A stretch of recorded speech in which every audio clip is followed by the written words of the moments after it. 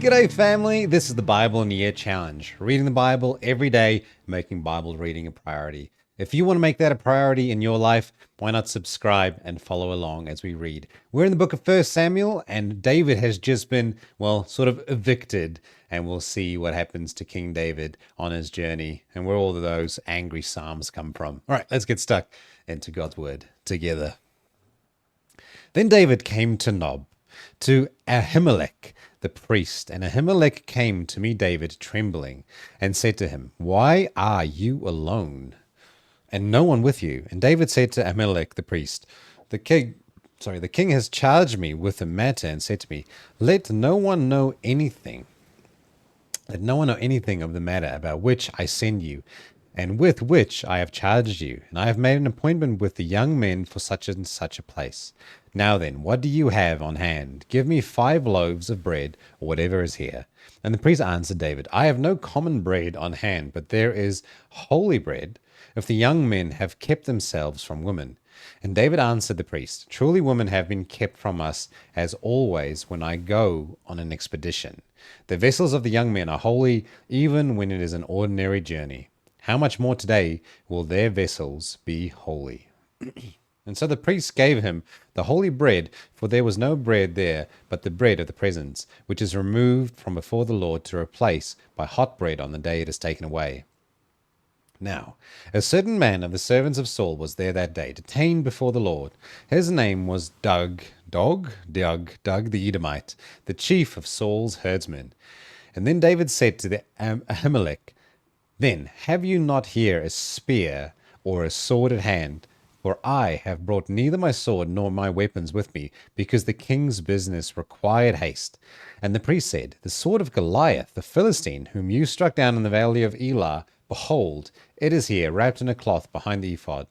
If you take that, take it, for there is none but that here. And David said, There is none like that. Give it to me. And David rose and fled that day from Saul, and he went to Achish, the king of Gath. And the servants of Achish said to him, Is not David the king of the land? Did they not sing to one another of him in dances? Saul has struck down his thousands, and David his 10,000s.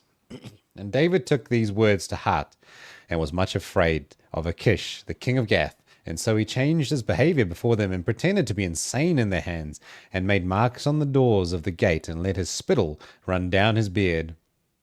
Then Achish said to his servants, Behold, you see the man is mad. Why then have you brought him to me? Do I lack madmen, that you have brought this fellow to behave as a madman in my presence? Shall this fellow come into my house?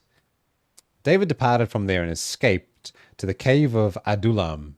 And when his brothers and all his father's house heard it, they went down there to him, and everyone who was in distress, and everyone who was in debt, and everyone who was bitter in soul, gathered to him.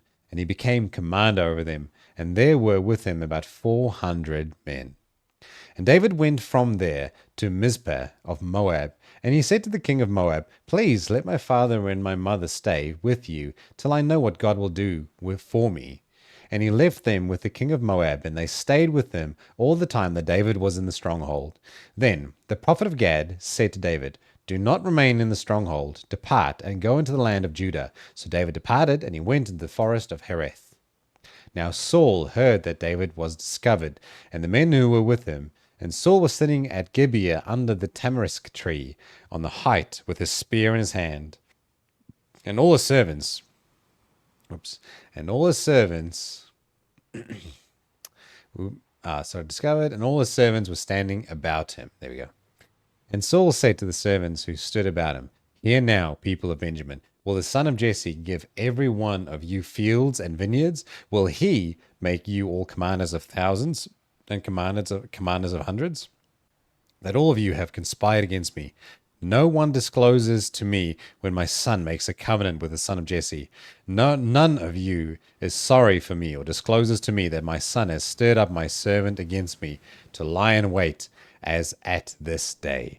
Then answered Doeg the Edomite, who stood by the servants of Saul, I saw the son of Jesse coming to Nob, to Ahimelech, the son of Ahitub, and he inquired of the Lord for him, and gave him provisions, and gave him the sword of Goliath the Philistine. Then the king sent to summon Ahimelech the priest, the son of Ahitub, and all his father's house, the priests who were at Nob, and all of them came to the king. And Saul said, Hear now, son of Ahitub. And he answered, Here I am, my lord. And Saul said to him, Why have you conspired against me, you and the son of Jesse, in that you have given him bread and a sword, and have inquired of God for him, so that he has risen against me to lie in wait as at this day? Then Ahimelech answered the king, And who among all your servants is so faithful as David, who is the king's son-in-law, and the captain over your bodyguard, and honored in your house? Is today the first time that I have inquired of God for him? No, let not the king impute anything to a servant, or to all the house of my father, for your servant has known nothing of all this, much or little. And the king said, You shall surely die, Ahimelech, you and all your father's house. And the king said to the guard who stood about him, Turn and kill the priest of the Lord, because their hand also is with David.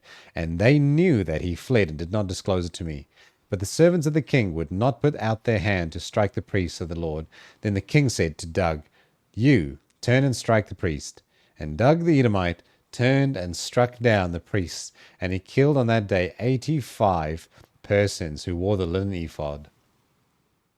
And Nob, the city of the priests, he put to the sword, both man and woman, child and infant, ox and donkey, and sheep, he put to the sword. But one of the sons of Ahimelech, the son of Ahitub, named Abiathar, escaped and fled after David.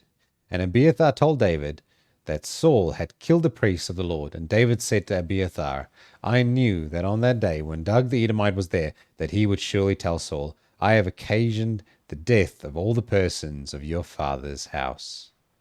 Stay with me, and do not be afraid, for he who seeks my life seeks your life. With me you shall be in safe keeping. Now they told David, And behold, the Philistines are fighting against Keilah and robbing the threshing floor. And therefore David inquired of the Lord, Shall I go and attack these Philistines? And the Lord said to David, Go and attack the Philistines and save Keilah. But David's men said to him, Behold, we are afraid here in Judah. How much more then if we go to Keilah against the armies of the Philistines? And then David inquired of the Lord again, and the Lord answered him, Arise, go down to Keilah, for I will give the Philistines into your hand. And David and his men went into Keilah and fought against the Philistines and brought away their livestock and struck them with a great blow. And so David saved the inhabitants of Keilah. When Abiathar, the son of Ahimelech, had fled to David in Keilah, he had come down with an ephod in his hand.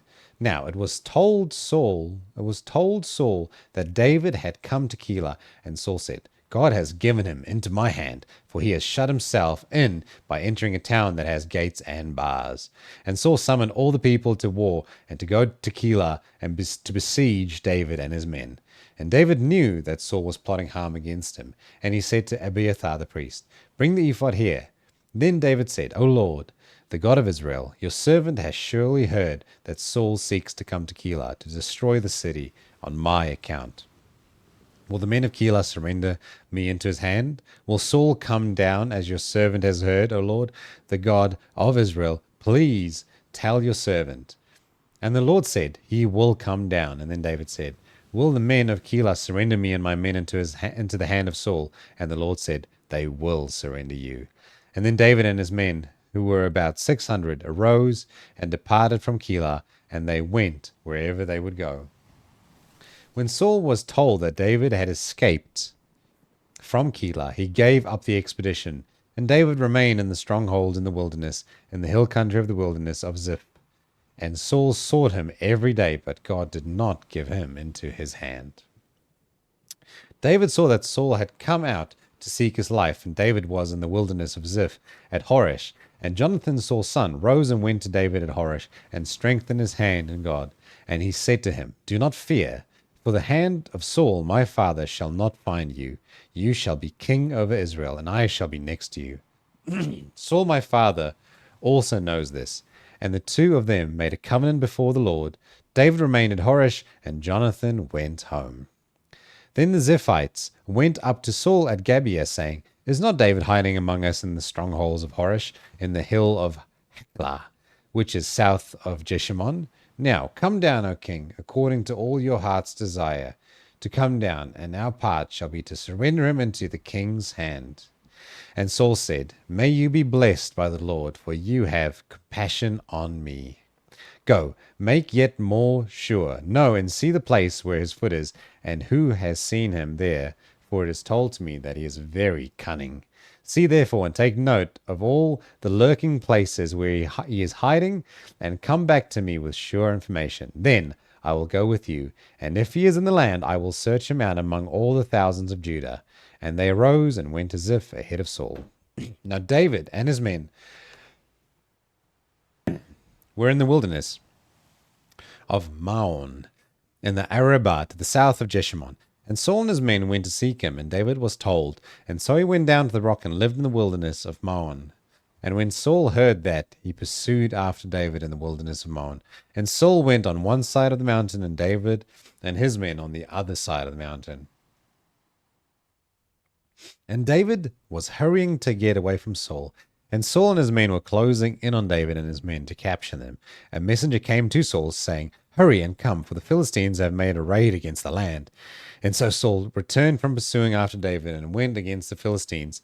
And therefore that place was called the Rock of Escape. And David went up from there and lived in the strongholds of Engedi. Engedi. When Saul returned from following the Philistines, he was told, Behold, David is in the wilderness of Engedi. And then Saul took 3,000 chosen men out of all of Israel and went to seek David and his men in front of the wild goats' rock. And he came to the sheepfolds by the way, where there was a cave, and Saul went in to relieve himself. Now David and his men were sitting in the innermost part of the cave. And the men of David said to him, Here is the day which the Lord said to you, Behold, I will give your enemy into your hand, and you shall do to him as it shall seem good to you. Then David arose and stealthily cut off a corner of Saul's robe. And afterwards David's heart struck him, because he had cut off a corner of Saul's robe.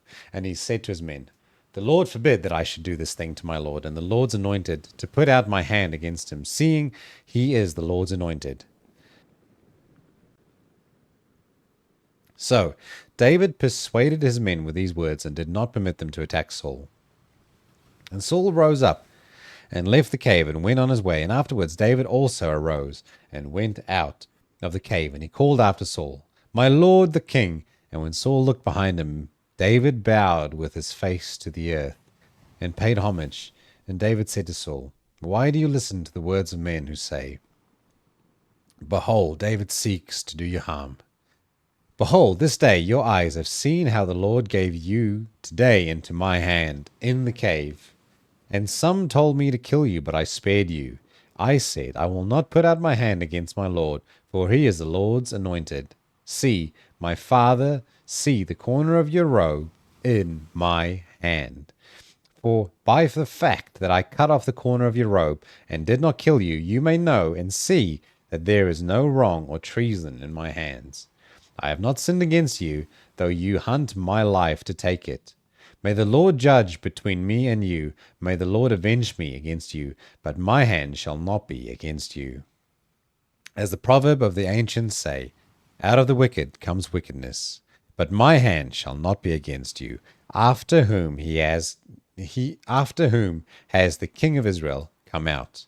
After whom do you pursue? After a dead dog?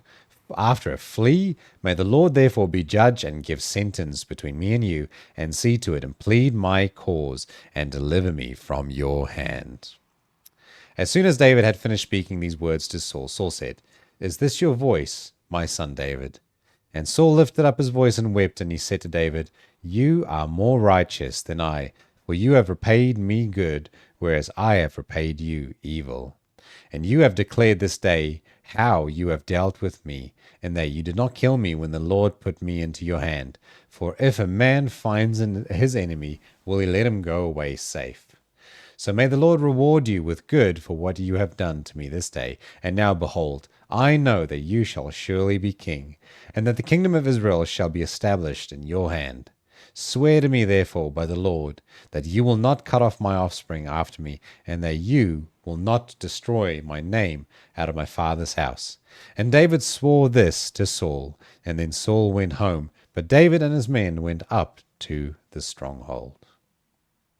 We'll also read together Psalm 84. How lovely is your dwelling place, O Lord of hosts! My soul longs, yes, faints for the courts of the Lord. My heart and flesh sing for joy to the living God. Even the sparrow finds a home, and the swallow a nest for herself, where she may lay her young, at your altars, O Lord of hosts, my King and my God. Blessed are those who dwell in your house, ever singing your praise. Blessed are those whose strength is in you, in whose heart are the highways to Zion. As they go through the valley of Baca, they make a place of springs. The early rain also covers it with pools. They go from strength to strength. Each one appears before God in Zion. O Lord, God of hosts, give ear, O God of Jacob. Behold our shield, O God. Look on the face of your anointed. For a day in your courts is better than 1,000 elsewhere. I would rather be a doorkeeper in the house of my God than dwell in the tents of wickedness. For the Lord God is a sun and shield. The Lord bestows favor and honor. No good thing does he withhold from those who walk uprightly. O Lord of hosts, blessed is the one who trusts in you. Better than 1,000 elsewhere. What a fantastic Psalm, Psalm 84. Thanks for joining me today. We'll be back again tomorrow. If you like this channel, subscribe and follow along with me as we read through the Bible together. Until tomorrow, have a blessed day.